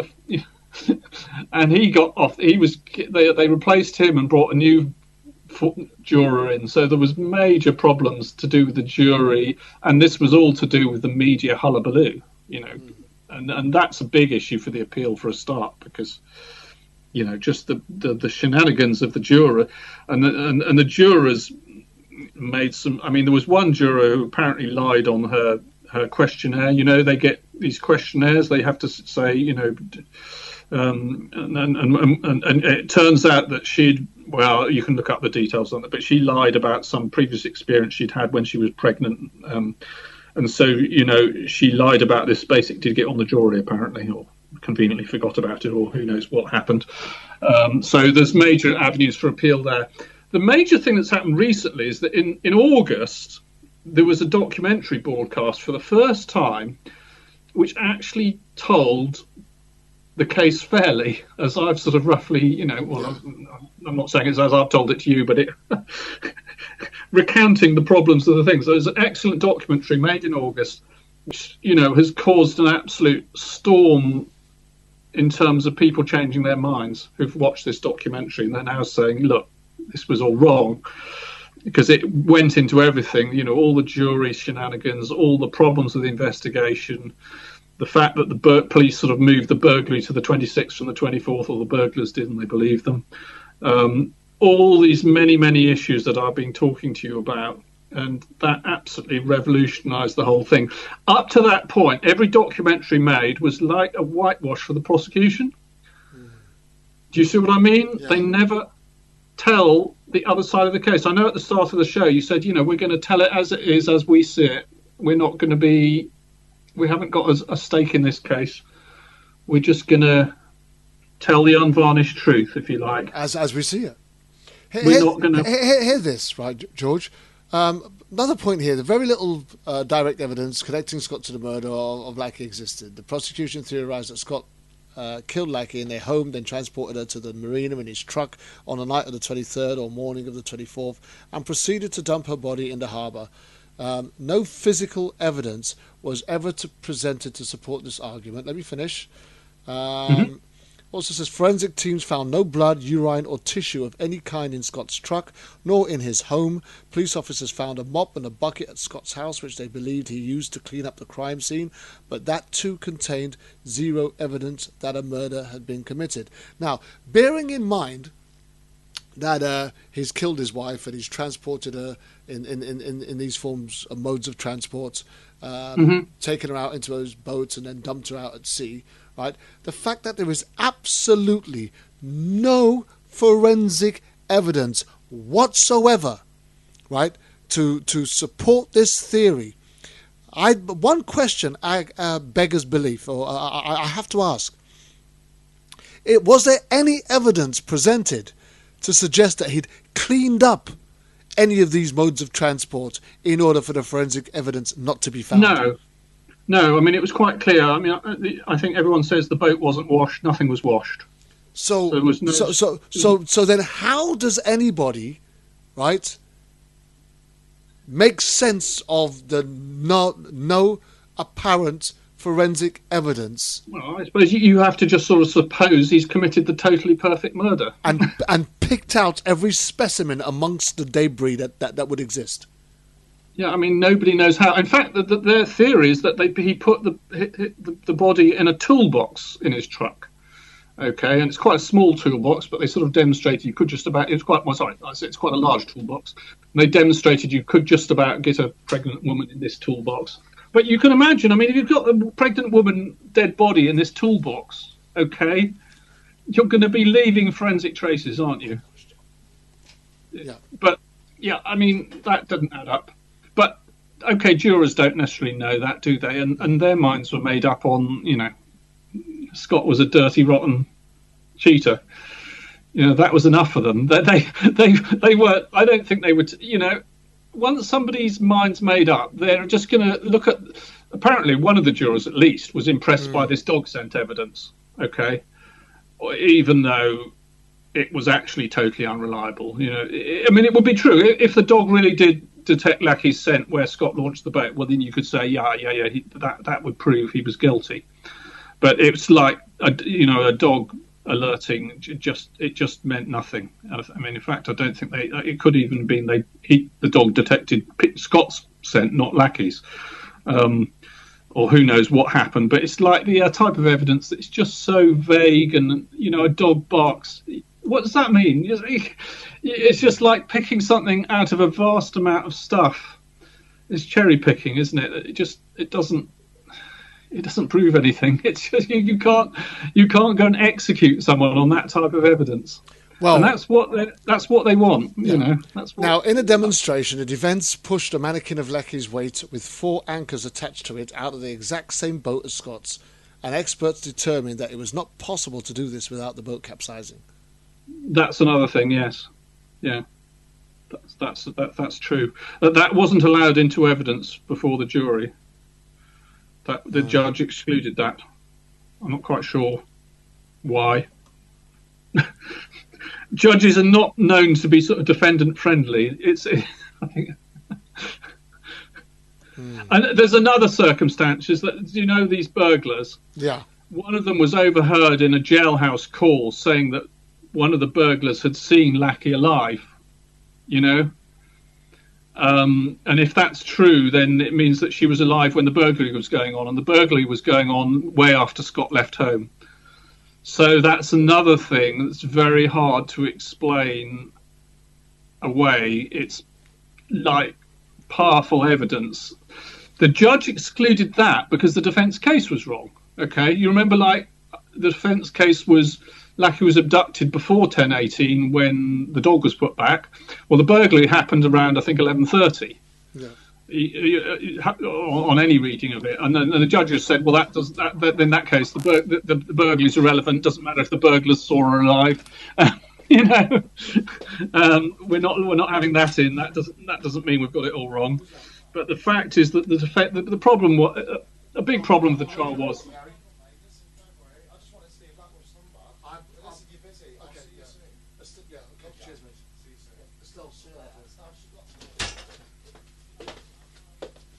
Sorry, Kervin. Sorry, mate. Somebody was at my door, and my daughter's in here on her own.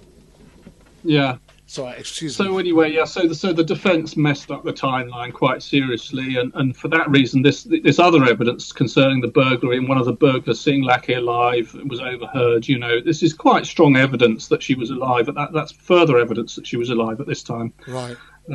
So all the evidence, when you look at it objectively, shows that Lackey was alive after Scott left home. And okay, I've got all sorts of explanations of who might have been behind it ultimately and who was planning all this. And I actually believe it was this serial killer. But that I can't really prove that to a sort of legal standard. And that's not really the point. It's just a very interesting connection. And I believe this serial killer is involved in many other high-profile murders. I'm not going to mention who tonight. Have you got any more questions now, Coach Kervin? Because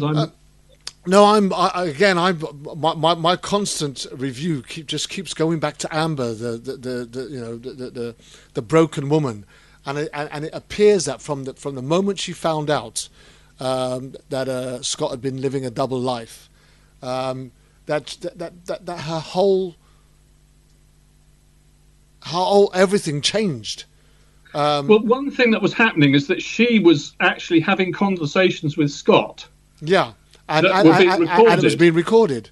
And she was recording them. And of course, the police built up this lovely library of tape recordings of Scott lying to Amber, and then they played all these recordings to the jury. And Scott lying to Amber still doesn't make him a murderer.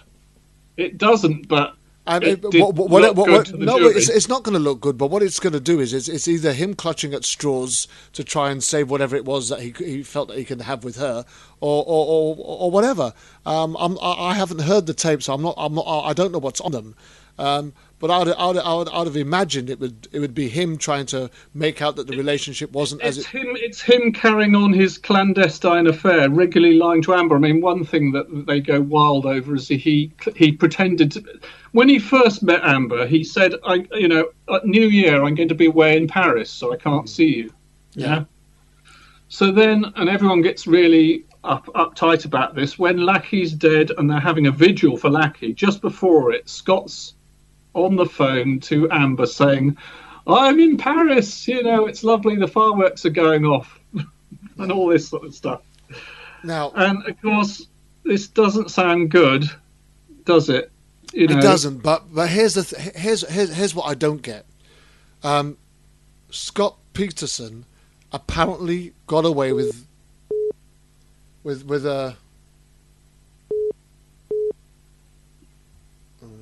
I've got a call trying to come through. Go away.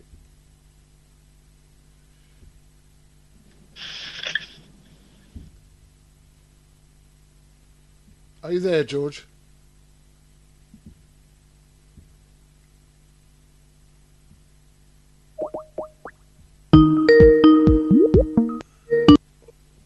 Sorry, George, we got cut off there.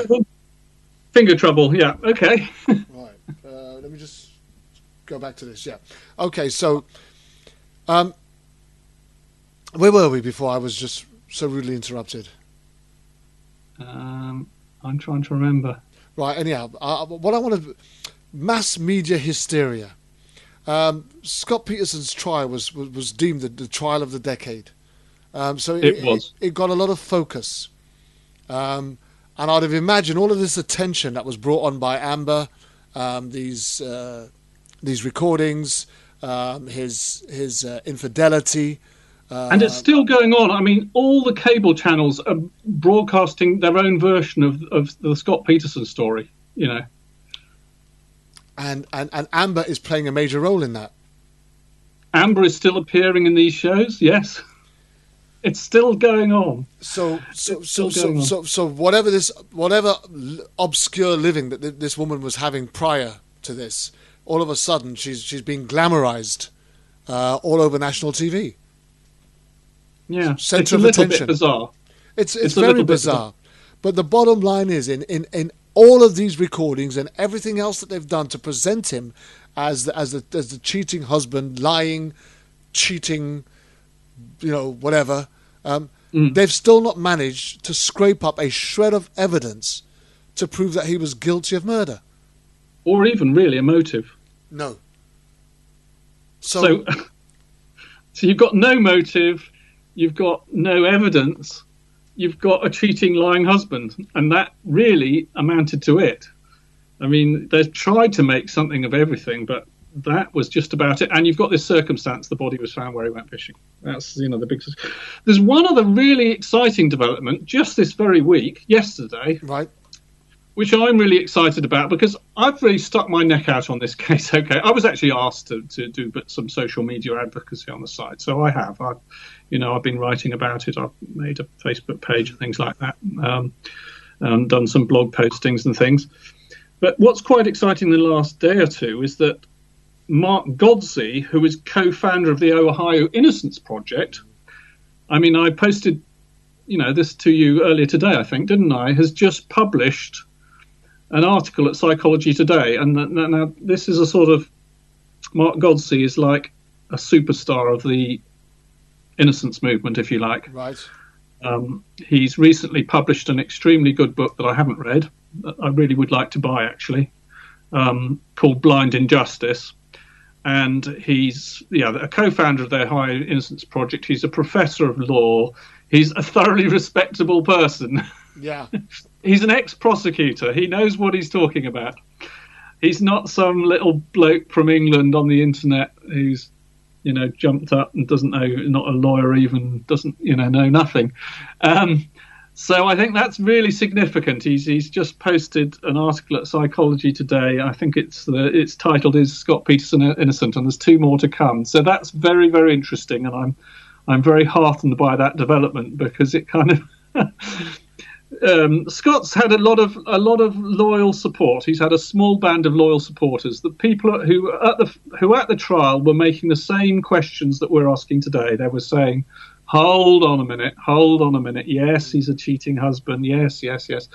His family have stood by him, not his in-laws, but his natural family. Oh, with slight exception. He's got a sister who he hardly ever knew, who was, separated at birth, opt options, etc., who turned on him. But apart from that, his sister and his mother died a few years ago, but she stood by him very loyally, protesting his innocence.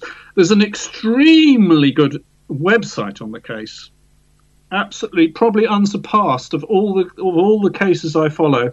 It's got a complete set of trial transcripts. It's got a complete set of appeal documents. It's got a lot of explanatory information. And it is, it's a big case. I mean, we've talked about various aspects of it. There are parts of it we haven't discussed. Reasons why people were saying this was suspicious, that was suspicious. So there's a lot of information out there. It's an absolutely fabulous. I mean, I usually call it the family website because it's obviously put up by the family and the defence team. He's got good lawyers. The family must have spent a small fortune on lawyers for him because this stuff doesn't cost cheap. I mean, originally they hired Mark Garagos, who was a high-profile lawyer that they knew of, who, as I've said, well, he did a good job in many respects, but he slipped up on the timeline. And he admits that in the habeas appeal. He admits that if he'd seen what the postman had said in his affidavit, or not an affidavit, in his statement to police, it was handwritten, and for that reason it didn't get into the computer system. He didn't see it. It hadn't been scanned in and turned into text, so they just totally missed it. That he saw the gate open, at this crucial period of time, and the dog not barking, which absolutely shows that Lackey walked the dog after it was put back. So, but since then he's got an excellent appeal team. They've written appeal brief after appeal brief. The process is extraordinarily slow in California. He was convicted in 2003, 2004 sometime. It's now 13 years later. His appeals have been filed since 2012, I think. But still, the California Supreme Court has not set any date for a hearing of the appeal. And so we have no idea whatsoever when this appeal might be heard. So this is justice on another planet for you. This is California death penalty justice. It's kind of... There's a huge death row in California, but nobody is ever executed. And the appeals don't even really work their way through the system, or they work through very slowly because there's this huge backlog. I think of something like 80 to 100 cases. Don't quote me on that. It's a lot of cases that are fully briefed, waiting to be heard by the California Supreme Court, and it just doesn't have the time, resources to hear them. So that's not fair. I mean, justice, okay, they talk about a speedy trial, but if there's going to be a wrongful conviction, you want some kind of speedy appeal. Absolutely. And having to wait, 15, 20 years for your appeal to be heard, that's not justice, especially when you've got a total travesty like this going on. And of course, it's a double-edged sword. If you're on death row, if your appeal's heard and it's denied, then you're going to be potentially executed. Although I don't believe there's been any executions in California for a long time. Very true. But also, even from his from prison, from his sentence, from death row, he says, "I wasn't the last one to see Lackey that day."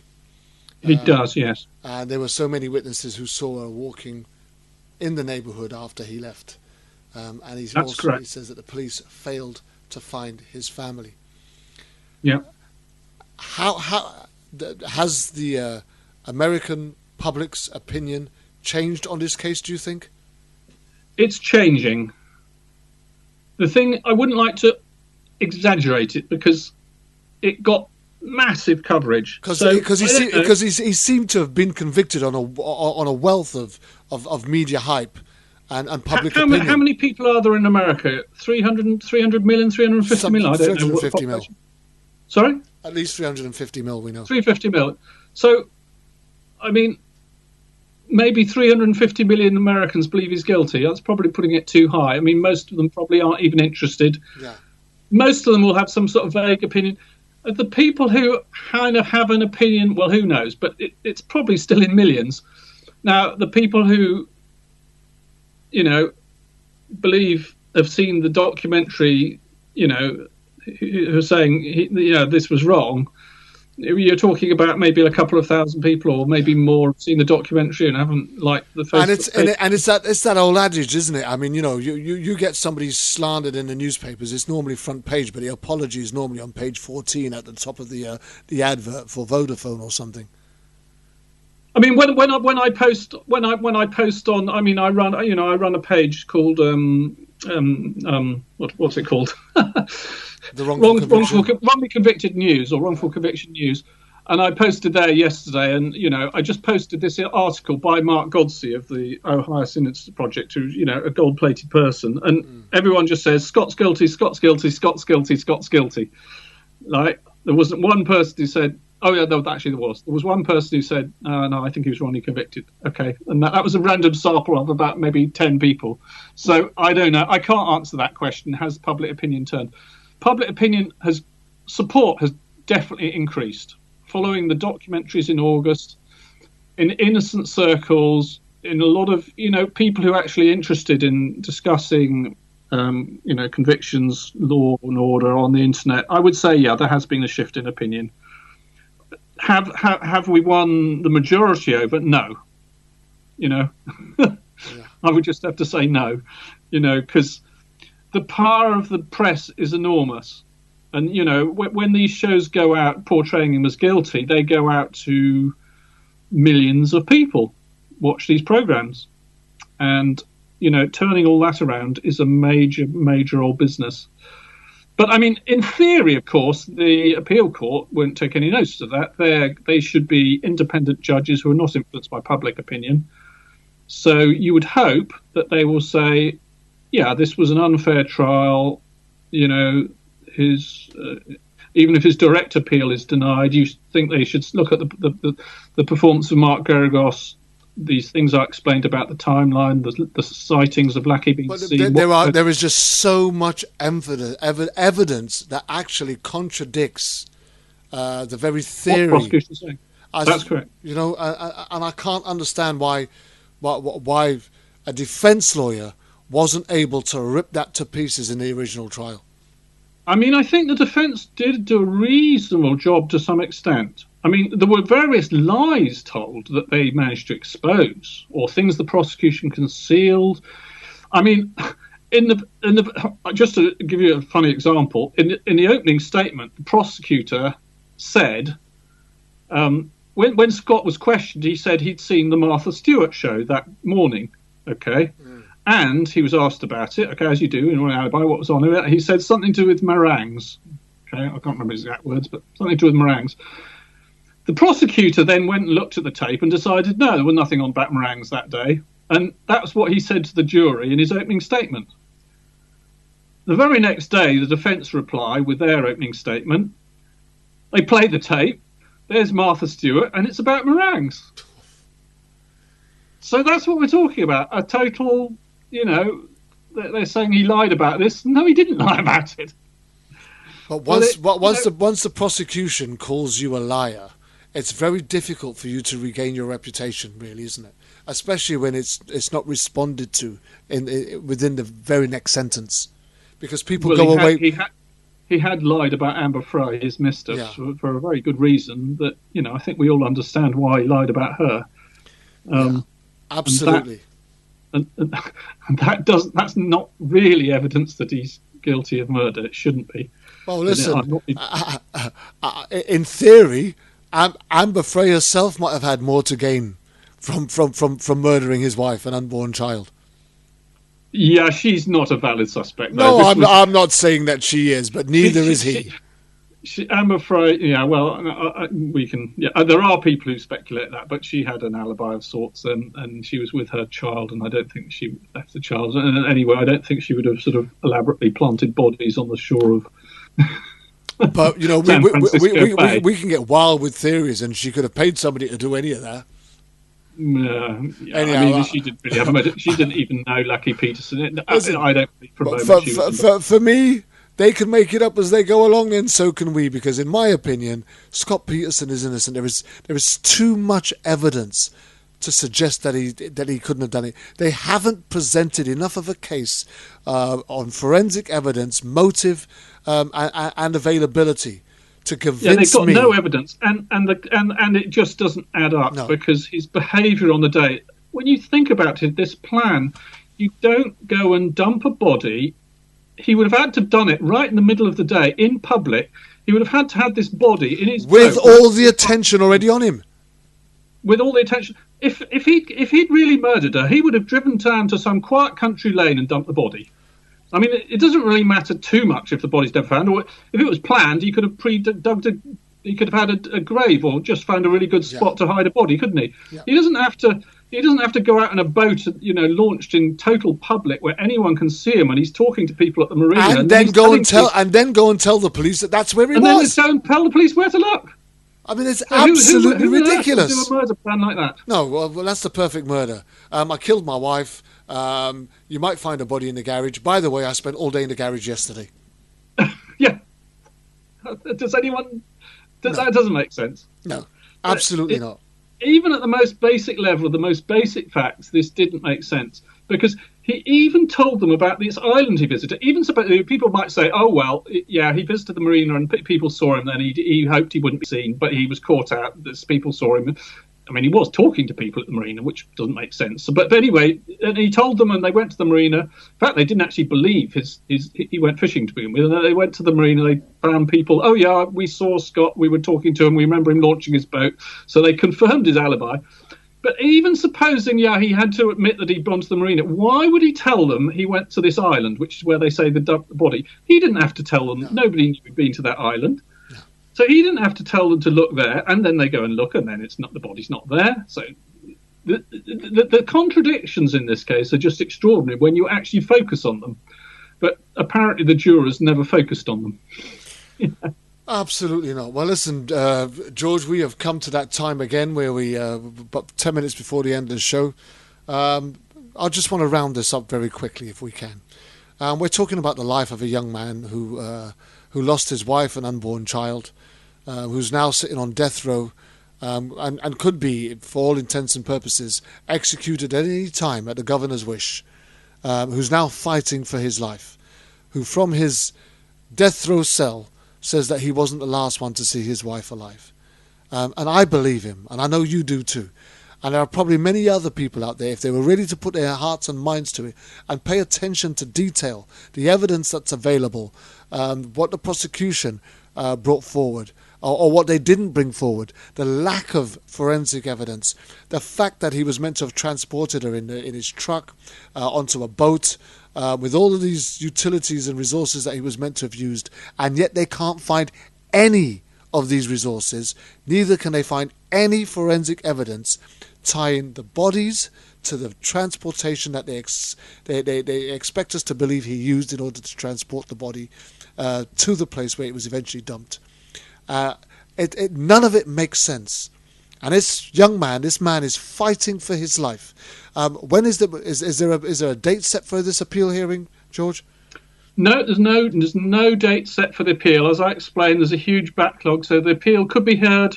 They could announce a date any day when the appeal will be heard, but we don't know. The appeal might be heard this year, next year, 3 years, 4 years, 5 years. I cannot predict that. And the most unsavoury thing is that we're going to continue doing wrongful convictions on this show and other shows for many years to come, because there are so many of them outstanding. That's right. Well, George, I'm going to leave the last word with you before we say goodnight. Well, it's been a pleasure to be with you again, Kervin. I think we've covered a couple of very, very high-profile cases recently that get talked about an awful lot, and I'll thank you for that. And we'll see how these cases develop. Absolutely. Over time, they will take time.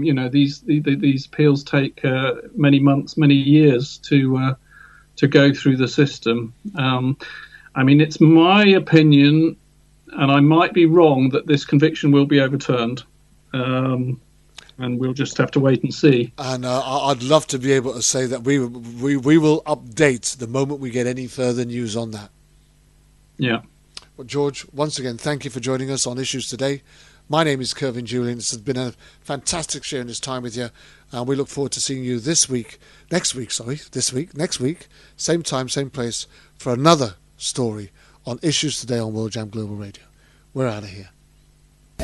World Jam Global Radio presents All because the lady loves. your World Jam DJs on the night will be Early B spinning the best in future grooves. Also, you'll have DJ Mac, DJ Laro from the original Emotion Sound. Also, Younger General from Black Mountain Sound. Performing on the night will be Camilla Marcel singing her new single Life. Also, we have Sugar Ray performing his latest single, Shake It Down. There will be loads of giveaways on the night. Also, prizes for the best dressed couple, which will be judged by our professional photographer coming from Cool Vibes Studio. Prizes for the best romantic dancing couple on the night. Of course, we have our own judges, which will be the Dirty Rub-Up crew. We'll be checking that out, so look out for that one. On the 14th of February 2018 at the Junction House, 578 Kingston High Road, London, EA4AH. Tickets for this Valentine's affair is set at £20 for couples and £15 for singles. Tickets available at the following: 3Ws, worldjamglobal.com, located on the events page where you can click and purchase your tickets, or on the ticket hotline number of 07802 302450. You can also purchase tickets from any of the World Jam Global DJs performing on the night. Dressed to impress, professional photographers on site all night. World Jam Global Radio, this is Clarity. Well, this is another one of the wrongful convictions on issues today on World Jam Global Radio. I already did my time. I paid for my crime. I already did my time. Just want to thank George Barwood once again.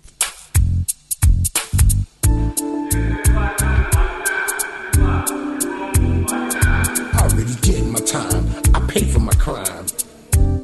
I already did my time. I paid for my crime. Don't forget, you can join me again next week on World Jam Global Radio for another edition of Issues Today. Back in the day, I didn't really care about the system. It was all about survival. You can catch me tomorrow morning or die. My Wake Up Everybody Sunday Gospel Show, young and foolish, where I do church before church, my lessons in the street. 8 a.m. till 10 a.m. GMT. My hands and very quick on my feet. I was some of the best gospel music from around the world. The street, I was getting money. Life is so sweet. Now things have changed. The whole game has been rearranged. I'm a changed man. Don't need no gun in my hand. World Jam Global Radio. No gangster. Life is too short to spend it all in jail. Trying to cope with this living hell. Already did my time. I paid for my crime. Already did my. We do have some more high-profile cases lined up for coming throughout this year. So please stay tuned in, locked on, and informed. My name is Kervin, Julien. I paid for my crime. This is Issues Today on World Jam Global Radio. Dealer sold more drugs than Superfly, but I never got high on my own supply. I'm not proud of what I had to do. That's why I'm telling my story to you and you. I had to repent. I must admit, I was doing all kind of stupid shit. Now I'll sit back and think it over since I've gotten older. The life I used to live, I wouldn't do it again. I was young and dumb, my brain was so numb. I was a real Forrest Gump, but I was nobody's chump. Me and Billy the Kid had a lot in common. I was the real Terminator, much meaner than Arnold Schwarzenegger. I'd chew you up and spit you out like a real alligator, especially all you haters. The opening statements are going on right now. He could be facing life in prison.